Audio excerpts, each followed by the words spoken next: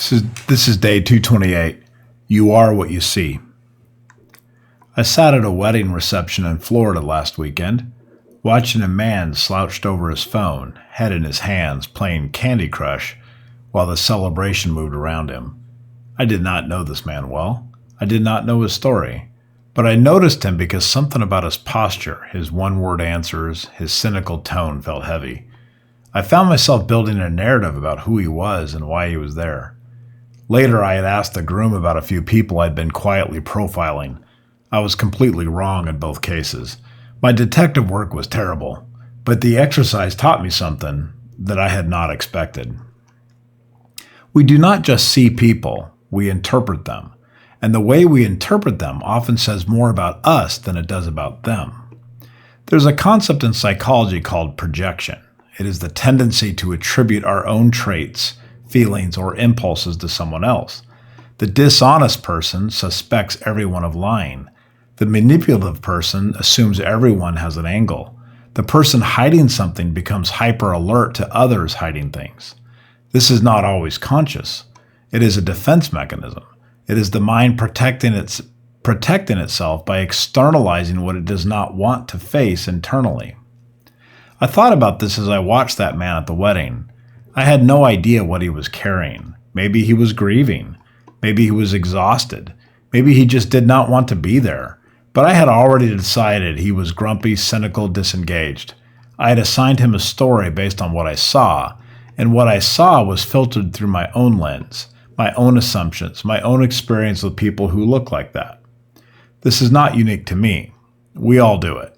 We see someone and we fill in the gaps. We notice the frown, the crossed arms, the short reply, and we build a case. But the case we build is often built from our own material, our own fears, our own wounds, our own habits of mind. The Stoics understood this. They did not say you are what you see, but they did say your judgments reveal your mind. The issue is not just what happens outside you, it is the judgment you attach to it. This does not mean suspicion is always projection. Sometimes it is discernment. Sometimes it is pattern recognition. Someone who has been betrayed may suspect betrayal not because they are betraying others, but because they have been hurt.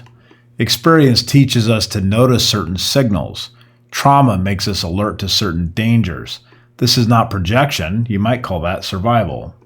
When I am quick to see a fault in others, I should ask whether I am seeing reality clearly, projecting something from myself, or reacting from an old wound. The mature version of this insight is not that if you suspect evil, you are evil.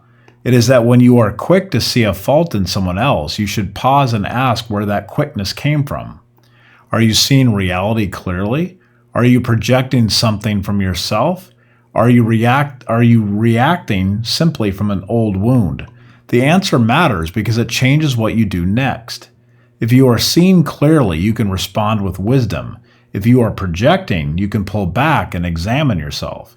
If you are reacting from an old wound, you can acknowledge the pain and choose not to let it control you or control your perception.